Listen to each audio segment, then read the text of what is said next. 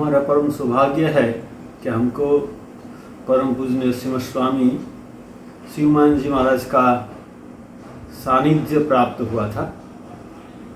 वो इतने अच्छे थे, इतने सरल थे, उनके पास जाने से हमारा डर गायब हो जाता। उससे कभी हम डरते नहीं थे। वो जब बात करते थे ना, हमारा पूरा संकोच चला जाता। और हमने देखा है हमारे रामकृष्ण मठ मिशन में जिनकी तबीयत खराब है, कुछ साधु को मेंटली कोई दिक्कत है, कोई साधु ऐसे है कि हमारा वो आश्रम छोड़कर कभी तपस्या में चले जाते हैं, तो महाराज की उनके प्रति बहुत सहानुभूति थी।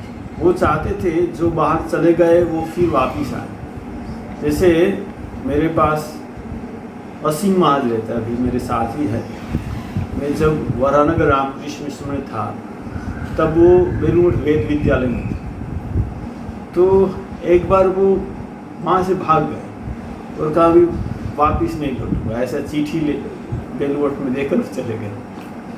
तो फिर शिवमान जी महाराज ने बहुत प्रयत्न किया उनको वापिस लाने के लिए। उनके एक आदमी भेजा और कहा फ़ोन में बात करो, लेकिन असीम माँ ने किसी से बात भी नहीं की। तो फिर महाराज ने मुझे वरानगर से बुलाया बेलूर मठ और कहा देखो तुम्हारा दोस्त भाग गया, ये चिट्ठी देकर तुम कुछ करो, जाके समझाओ।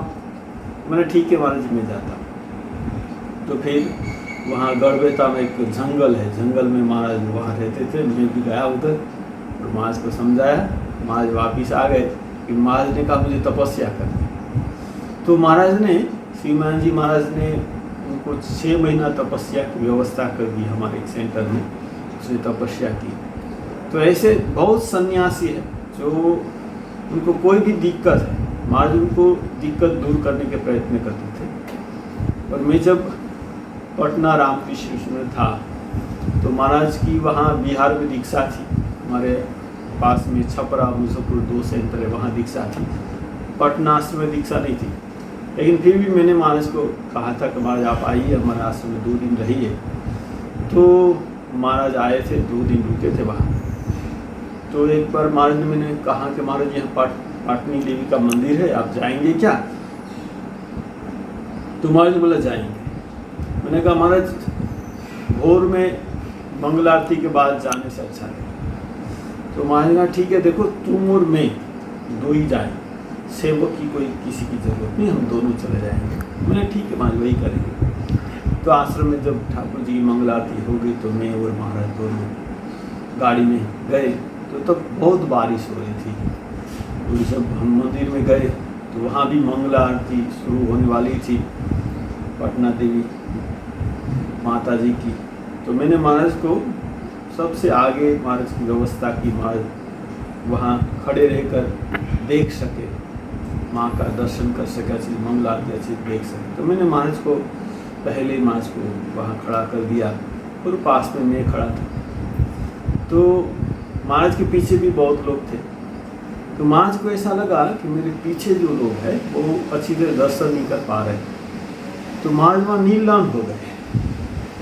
तो ठीक है, मैंने कुछ बोला नहीं। फिर जब आरती खत्म हुई, हम बाहर निकल रहे थे, तब इतनी बारिश हो रही थी तो मंदिर में बहुत पानी घुस गया था। और वहाँ के जो सब वर्कर थे वो सब पानी निकाल रहे, मंदिर से पानी निकाल रहे थे। तो महाराज ने अचानक एक वर्कर के पास से वो पानी निकालने के वाला जो है होता है वो ले लिया। लेकर महाराज मंदिर साफ करने लगे, पानी निकालने लगे। मैं तो खड़ा रहकर देखने लगा, अरे इतने बड़े महाराज जो दीक्षा देते हैं, हमारे गुरुजन है, जो गुरु के रूप में उनको कितने लोग श्रद्धा करते हैं, लेकिन आज वो अपने आप को माँ जगदम्बा का सेवक मान रहा है, सेवक मानकर मंदिर साफ कर। तो ठीक है, थोड़ी देर महाराज ने मंदिर साफ किया, फिर हम वापिस चले गए आश्रम में। फिर महाराज ने कहा, महाराज ने मैंने पूछा कि महाराज यहाँ म्यूजियम है और भी अच्छा पार्क है, आप जाएंगे? तो महाराज ने कहा देख हमारा जाने का समय है।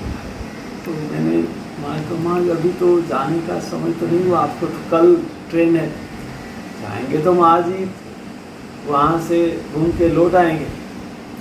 महाराज ने कहा देखो तुम समझ नहीं पा, हमारा ऊपर जाने का समय हो रहा है। तो देखिए महाराज इतने अलर्ट थे कि कोई समय को बर्बाद नहीं करना। ये सब म्यूजियम में जो मंदिर है, बस मंदिर में जाएंगे और कहीं नहीं जाएंगे। तो और भी हमने महाराज को देखा है। महाराज के घर में जब भी हम जाते थे, मान काकुलगाछी में थे, मेरा वहाँ रामचरितमानस के बारे में वहाँ लेक्चर रहता था, तो मैं भी जाता था काकुलगाछी में। तो महाराज वो मेरा लेक्चर सुनने के लिए बैठते थे और मुझे बहुत उत्साह, बहुत जगह महाराज के साथ एक साथ हम लेक्चर में हमको महाराज का सानिध्य प्राप्त हुआ। और हमने देखा है जब महाराज के हम घर में जाते थे, कोई सेवक उनको कुछ कथा भी सुना रहा है, कोई किताब सुना रहा है, महाराज अपने समय को बर्बाद नहीं करते। महाराज हर समय कैसे भगवान के साथ युक्त कैसे रहना चाहिए, ये हमने महाराज के जीवन से सीखा है। इतने सहज सरल थे। हमने सुना है कि महाराज एक बार कलकत्ता के रास्ते में जा रहे थे, तो कोई एक ठेला वाला बहुत सामान लेकर जा रहे, रास्ता ऊंचा है तो उसको दिक्कत हो रही है ठेला ऊपर ले जाने। महाराज ने पीछे धक्का देना शुरू कर दिया, धक्का देकर उसको ठेला को ऊंची जगह से पार कर दिया। तो देखिए इतनी बड़े महाराज होकर इतने सरल सरल थे, और उनके पास जाकर एक आनंद की अनुभूति होती थी। जो साधु लोग होते हैं, जो भगवान की कुछ अनुभूति जिनको होती है, उनके पास जाने से आनंद होता है। मुझे दृढ़ विश्वास है कि हमारे परम पूज्य स्वामी शिवानंद जी महाराज को अनुभूति हुई थी और हमको भी उनका सानिध्य प्राप्त हुआ। तो आज उनका हमारे राजकोट आश्रम में भंडारा हो रहा है। उनकी स्मृति कथा कहने के लिए परम पूज्य स्वामी निखिलेश स्वामी जी ने मुझे अनुरोध किया था, तो उसने जो मुझे मौका दिया बोलने का, मैं उनका बहुत बहुत आभारी हूँ। उनके चरणों में प्रणाम करता हूँ। भगवान श्री राम कृष्ण माँ शारदा देवी, स्वामी विवेकानंद के चरणों में